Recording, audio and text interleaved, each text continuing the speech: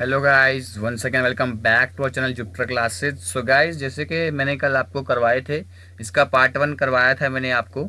MCQs करवाए थे longitude, latitudes and motion of the earth के। ठीक है, तो आज इसका हम इसी सीरीज में बात करेंगे पार्ट 2 के बारे में। तो गाइज, अगर अभी तक आप हमारे चैनल पे नए हैं और आपको नहीं पता है कि हमने फ्री क्लासेज जो शुरू कर दी है जेकेपी सब इंस्पेक्टर के लिए, तो आप हमारे यूट्यूब चैनल को सब्सक्राइब कर सकते हैं और बेल आइकन प्रेस कर सकते हैं, जहां पे आपको गाइज क्या मिलेगी, नोटिफिकेशन मिलेगी। ठीक है, और अगर अभी तक आपने हमारी एंड्रॉइड एप्लीकेशन को डाउनलोड नहीं किया है, उसको जाकर डाउनलोड कर लीजिए। अगर आप जेकेसीबी की किसी भी एग्जाम की तैयारी कर रहे हैं तो वहाँ पे आपको क्या मिलेंगे, मॉक टेस्ट मिल जाएंगे, आप उनको भी सस्ते में अवेल कर सकते हैं। ठीक है, तो बच्चे शुरू करते हैं। और इस लेक्चर की पीडीएफ जो है मैं आपको यहीं पे वो क्या कर दूंगा, अपलोड कर दूंगा। कहाँ पर? जो हमारी एंड्रॉइड एप्लीकेशन है। ठीक है बच्चे, तो शुरू करें फिर आज की वीडियो। तो बिना किसी देरी के, तो बच्चे जैसे कि आपको अपना एग्जाम लेना है इस टेस्ट को। ठीक है, तो ये 16 क्वेश्चन के आगे रहेंगे। तो पहला क्वेश्चन है आपको ये कि which are the following planets have highest density. आपको बताना है कि इनमें से कौन सा प्लैनेट है जिसकी सबसे ज्यादा डेंसिटी, यानी कि जो सबसे ज्यादा घनत्व है वहां पे। ठीक है, अर्थ, मार्स, मरकरी, वेनस। मैंने आपसे कल भी कहा था कि सोलर सिस्टम का आपका एक टॉपिक बचा हुआ है, वो मैं आपको एक दिन करवा दूंगा। ठीक है, ऐसे तो कल जो आपका आएगा वो आएगा टेम्परेचर जो होता है हमारी अर्थ का, उसके बारे में हम कल की वीडियो में बात करने वाले हैं। ठीक है, तो बच्चे यहाँ पर क्वेश्चन आपको पूछा है कि कौन से प्लेनेट की सबसे ज्यादा डेंसिटी होती है। ऑप्शन है आपके सामने अर्थ, मार्स, मरकरी एंड वीनस। तो बच्चे जो इसका आंसर है हमारे के वो है अर्थ। आपको पता है कि अर्थ पे सबसे ज्यादा क्या है हमारे पास, डेंसिटी पाई जाती है। चलिए अगला क्वेश्चन देखते हैं कि which of the following pair of factor is responsible for a lag of 52 minutes.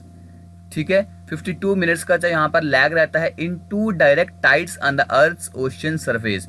ठीक है, जो अर्थ का ओशन सरफेस रहता है वहां पे जो दो डायरेक्ट टाइड्स आती हैं, वहां पे 52 मिनट का लैग किसकी वजह से रहता है? अर्थ की रोटेशन की वजह से, अर्थ के रेवोल्यूशन की वजह से, मून की रोटेशन एंड मून्स की रेवोल्यूशन की वजह से। अब आपको बताना है कि इनमें से कौन से ऑप्शंस बिल्कुल ठीक हैं। ठीक है, 1 एंड 2 यानी कि earth rotation and revolution, 2 and 3 यानी कि earth revolution and moon's rotation, 3 and 4 moon's rotation and moon's revolution, 1 and 4 earth rotation and moon's revolution. तो आपको बताना है कि 52 मिनट का जो लैग रहता है तो क्या इसके लिए रिस्पॉन्सिबल है। तो बच्चे इसके लिए जो रिस्पॉन्सिबल है अर्थ का रोटेशन, ठीक है, एंड मून्स का रेवोल्यूशन। समझिए इस बात को। चलिए अगला क्वेश्चन चलते हैं, अगले क्वेश्चन की ओर बढ़ते हैं। अगला क्वेश्चन क्या है हमारे पास कि seasonal changes on the earth surface. अब हमारी अर्थ की सरफेस पे सीजनल चेंजेस आती हैं। ठीक है, हमारे सीजन्स जो हैं अर्थ के सरफेस पे वो सीजन्स चेंज होते हैं। किसकी वजह से ये सब चीजें होती हैं?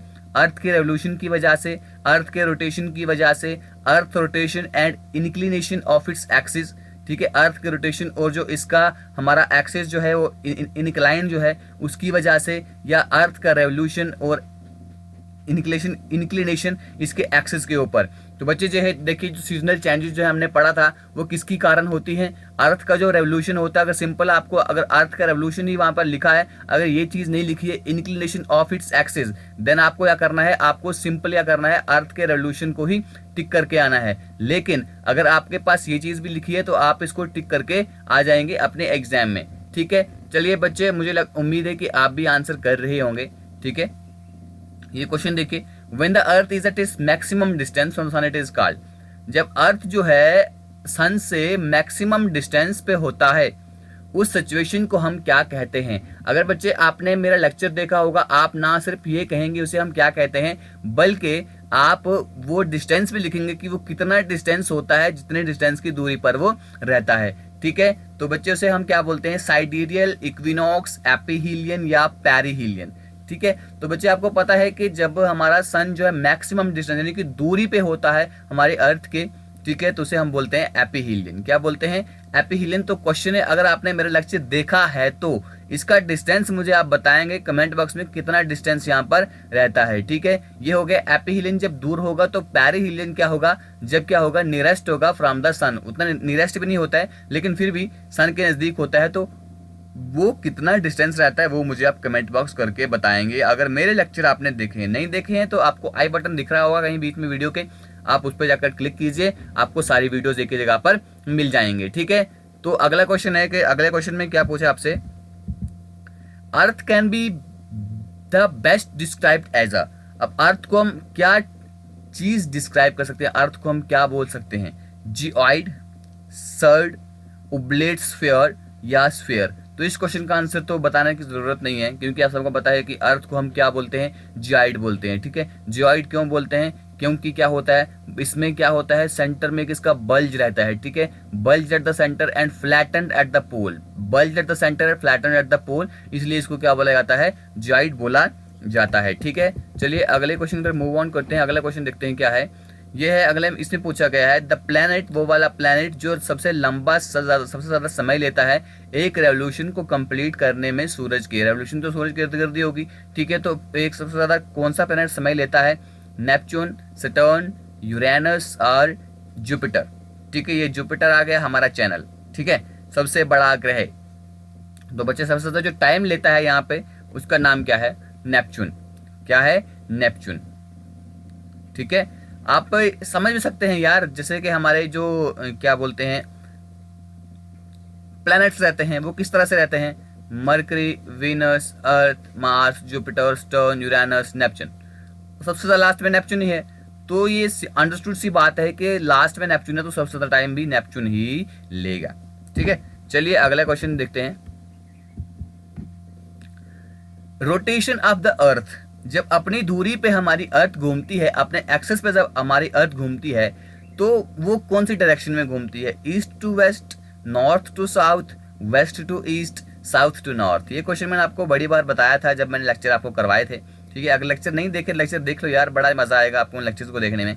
ठीक है, बहुत ही डिटेल से मैंने लेक्चर पढ़ाए हुए हैं, तो वो लेक्चर पढ़ लोगे तो आई डोंट थिंक कि आपको कोई भी क्वेश्चन करने में कोई परेशानी होगी, कोई दिक्कत होगी। ठीक है, तो ये बच्चे इस क्वेश्चन का जो आंसर है वो तो पता ही है आपको कि वेस्ट से ईस्ट की तरफ हमारी अर्थ जो है अपने एक्सिस पे घूमती है। ठीक है, अब ये क्वेश्चन है, latitude of a place is determined by, जो हमारी किसी एक प्लेस का जो लैटिट्यूड रहता है वो किस चीज से डिटरमाइन होता है, is determined by, latitude of a place is determined by what. पहला क्वेश्चन है नोमोन, दूसरा क्वेश्चन है क्लाइनोमीटर, तीसरा है establishing the meridian of a place, dividing the circumference by angular distance. ठीक है, क्वेश्चन एक बार फिर से पढ़ लेते हैं। लैटिट्यूड ऑफ ए प्लेस, किसी भी प्लेस का लैटिट्यूड आप किस चीज से डिटरमाइन करते हो, वो है हमारा नोमोन। ठीक है, इसको हम ग्नोमोन नहीं पढ़ेंगे, इसको हम पढ़ेंगे नोमोन।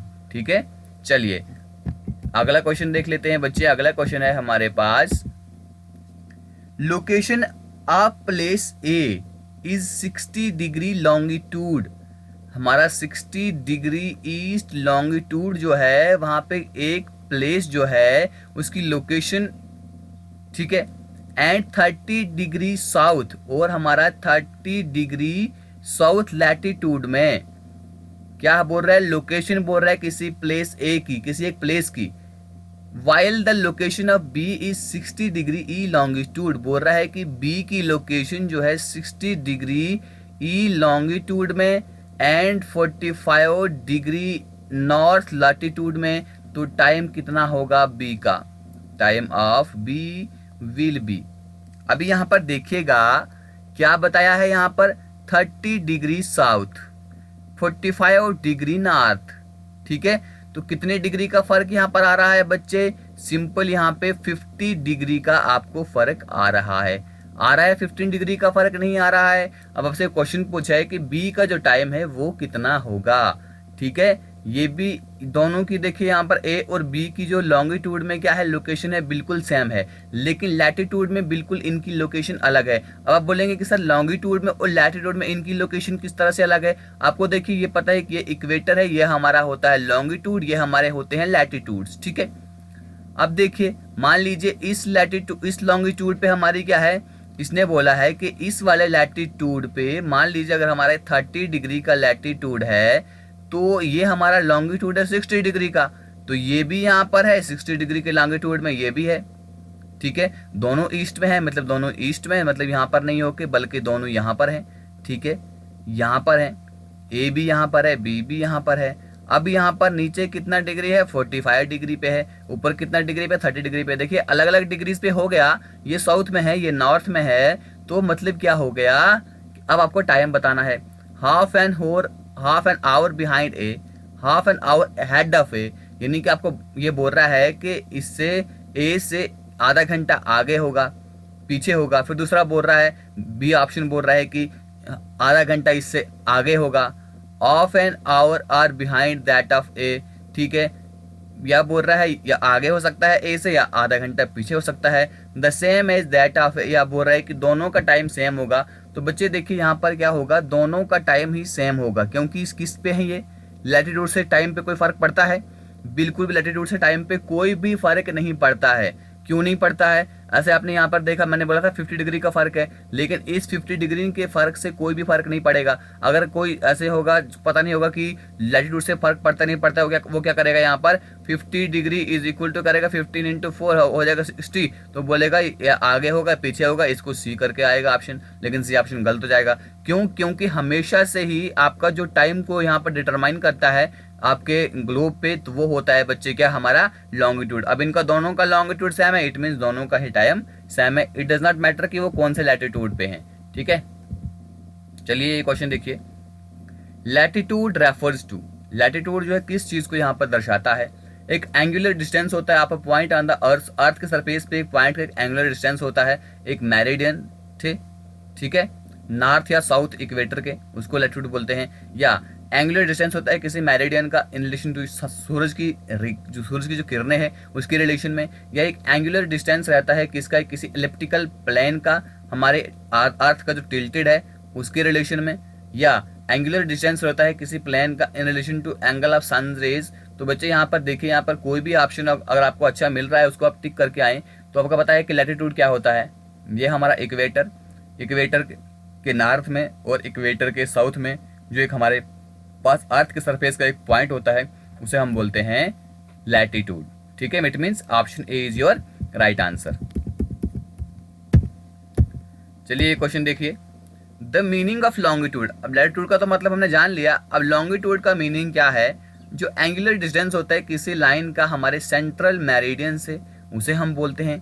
या angular distance of a point on earth surface east और वेस्ट, जो हमारा सेंट्रल मेरिडियन जिसे हम क्या बोलते हैं, 0 डिग्री या ग्रीनविच मेरिडियन टाइम भी बोलते हैं, ठीक है, उसके हमारे ईस्ट में या उसके वेस्ट में, ठीक है, उसे हम बोलते हैं लॉन्गिट्यूड। या लीनियर डिस्टेंस होता है एक central part of the earth में, जिसको हम एंगल से मेजर करते हैं। या किसी भी पॉइंट से in relation to central point, central point के रिलेशन में किसी भी पॉइंट को हम क्या बोलते हैं, लॉन्गिट्यूड बोलते हैं। ऐसा कुछ भी नहीं है, बल्कि आपको ये जो मैंने यहाँ पर समझाया, ठीक है, ये 0 डिग्री का है, ठीक है, यहाँ पर भी 180 डिग्री होता है और इस साइड 180 डिग्री रहता है।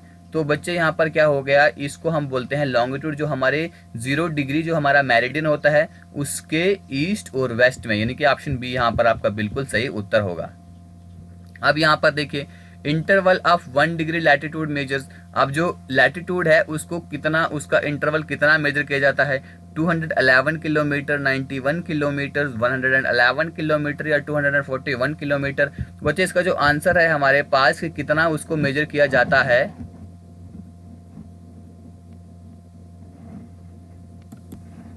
तो बच्चे इसका जो आंसर है हमारे पास वो है 111 किलोमीटर। अगर आपने मेरी वीडियोस देखी है तो आप एग्जैक्ट यहाँ पर क्या बताएंगे, एग्जैक्ट इसका जो इंटरवल होता है वो बताएंगे, ठीक है। चलिए देखते हैं कितने बच्चे मेरी वीडियोस देख चुके हैं, तो बराबर इसका यहाँ पर आंसर बताएंगे, ठीक है। अप्रोक्सीमेटली तो मैंने वहां भी कहा था कि 111 किलोमीटर ही बोलते हैं, लेकिन चलिए एग्जैक्ट देखते हैं कितने बच्चे इसका आंसर करेंगे। जिन्होंने मेरी वीडियो देखी है वो जरूर इसका आंसर करेंगे। तो ये क्वेश्चन देखिए, there is a continuous day of 6 month. यहाँ पे 6 महीने का दिन होता है और 6 महीने की रात होती है। कहाँ से ऊपर, कहाँ से नीचे?